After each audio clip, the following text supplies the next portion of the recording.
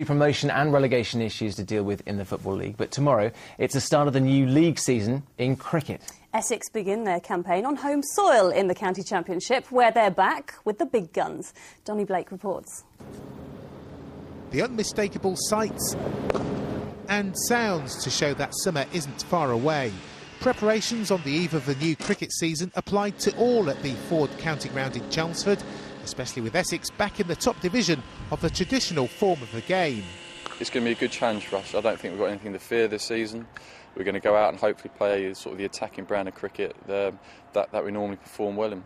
This is Essex's first season in the top flight of the County Championship in 7 years. It wasn't that long ago since England's oldest competition was revamped, with promotion and relegation introduced between two divisions. This season there are more changes to the domestic calendar.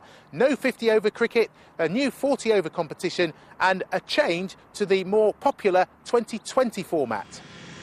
Even the way cricketers describe the sport is changing. We've done lots of practice with the red ball this year. 4-day or test cricket. Previous years we tried to mix it up, practicing against the white ball. Yeah, you've guessed it, one-day cricket. But whatever the format, the Essex approach won't change this season. I think in the past sometimes Division 1 cricket teams have just looked to survive, get the batting points and draw the match. But the Essex way is try and win every game. And in case you're wondering, it's the red ball variety tomorrow, day 1 of 4 against Hampshire. Donovan Blake, Anglia News, Chelmsford. A proper game indeed. You're a happy boy now, aren't you? I am very happy. Football next, and 4 more points will see Ipswich guarantee their place in the Championship next season.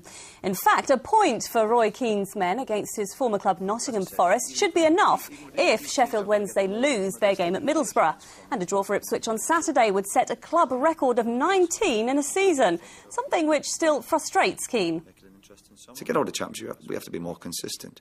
And as I said, it's not even made the losses. I think there's not many teams who've had losses than us, but it's the draws. The draws have killed us. And again, we've not scored enough goals, and that holds you back as a football club. A popular arts centre in Norwich is to close after its trustees conceded defeat in their appeal for funding. The King of Hearts has been a craft shop and cafe for 20 years and also holds musical events and weddings as well. The centre was hit hard by the recession and extensive repair bills are needed, around £60,000 to keep going. It's going to close by December.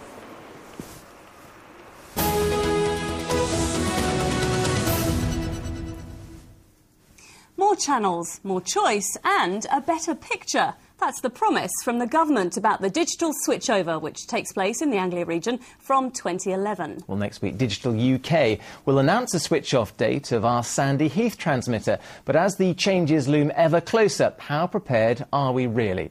Laura Burns has been finding out. Anyone buying a TV these days is bound to have a lot of questions. And in Norwich's John Lewis store, staff are more than prepared with the answers.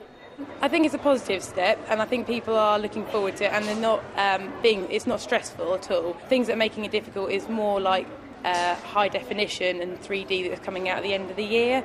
I think that's confusing a lot of people, but if they come in, they can talk to us, we can send them on the right way. In fact, all the customers I spoke to seemed unfazed about going digital. When you get used to technology things and you're brought up on computers and everything else, that just doesn't worry me. Just in the last week I looked into it and tried to work out what it was I needed to do, and that was at the same time I was going to upgrade our TV anyway. I've returned on my set-top box and everything, and I'm all ready for it, really. Been a lot of publicity and I think it should go quite well. There are 3 main transmitters in the ITV Anglia region. Sandy Heath, which covers Cambridgeshire, Northamptonshire and Bedfordshire, Sudbury, which covers parts of Suffolk and Essex, and Tackleston, which covers Norfolk and North Suffolk. In 2011, their existing analogue transmissions will be switched off, one by one. Now, Tackleston currently has 2 masts, an old one which has been here since 1956 and a new taller one which has been built for the switchover. Now, when that happens, all the new services will come from here, and its extra height means better coverage for more than 330,000 homes. Next week, Digital UK announced a Sandy Heath switch-off date. So today its regional director paid a visit to Northampton to talk to county council staff about the changes. Awareness is looking pretty good. 93% of people across the region know switchover is coming, and in terms of the main set in the lounge, 91% of people have converted already. For those still unsure, help and information is available from the government and electrical retailers. But for the most part, it seems people living here are pretty switched on about switching off. Laura Burns, Anglia News. Now the clocks have gone forward, Easter's been and gone, and the weather has taken a turn for the better. It has, yes. Spring is definitely in full swing, and another sign is that it's the lambing season as well. Yeah, Jim Rice has been to a sheep farm in South Norfolk where two shepherding sisters are making sure the ewes aren't the only female influence. Welcome to Rachel and Becky's office. Plenty of floor space, good natural light, and a perfect air conditioning system. It's not hard to see why the sisters decided to follow their dad into the family business. It's really enjoyable, and when you get good results as well, it makes it even more pleasurable to do. And speaking of families, it's lambing season down at the farm at Saxlingham, Nethergate. And with 600 ewes to look after, it's hard work. Both sisters were up lambing through the night, and Becky combines all this with a part-time job as a teaching assistant. The professionals say I don't ever work with animals or children, but I enjoy working. I love working with both. As with any family, there is a black sheep. For middle sister Sarah, shearing season lasts all year. She long since swapped the hay barn for a hairdressing salon. I do like to have a little go, but I know I can just leave it there with the professionals and I can just get back to my clean sort of area, and I know what mess I'm touching. Like colour, and much better with colour and hairspray and mousse. If I'd had a son and he didn't want to do what I'm doing, I would have been quite disappointed. But with Sarah with her hairdressing, very capable, and with Becky and Rachel with the sheep, that's incredible. He desperately wanted a son. He tried and tried, and he never got one, bless him. They gave up when they got to me. With 25 lambs born overnight, there's still plenty to do in the nursery. Next door, the 3- and 4-day-old lambs are just finding their feet and getting a little more curious about the cameras.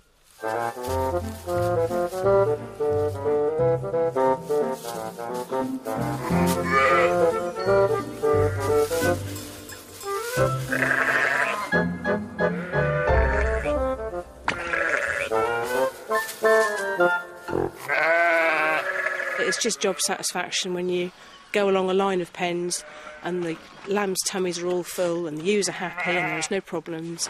It's just the whole package, really, yeah. And I never get tired of it. And when it comes to job satisfaction, how about getting to do this as your annual bonus? Come on, little fella. Well done. Jim Rice, Anglia News, Saxlingham Nethergate in Norfolk. One happy little lamb, wasn't it? Lucky Jim getting to You'd feed love to that be there, lamb. wouldn't you? Well, it's not just spring which is in full swing. The news hour here on ITV1 is as well. Let's see what the national team have for you in a couple of minutes from now. Coming up at 6:30, doctors successfully separate the conjoined twins at a London hospital. Tonight, their parents' joy as their two little fighters win the battle of their lives. Plus... Tiger, I want to find out what you... We could all tell as well, yeah, we could all tell in the office that it was a lovely day because actually you didn't need to go outside. We just had to look at your face and those little freckles had gone boof. It was like, summer's here, we thought. Thank you, Jonathan. Should we get the forecast now with Amanda? Thank you very much for joining us this evening. We'll see you tomorrow. Look forward to it. See you then. Bye-bye. Bye-bye.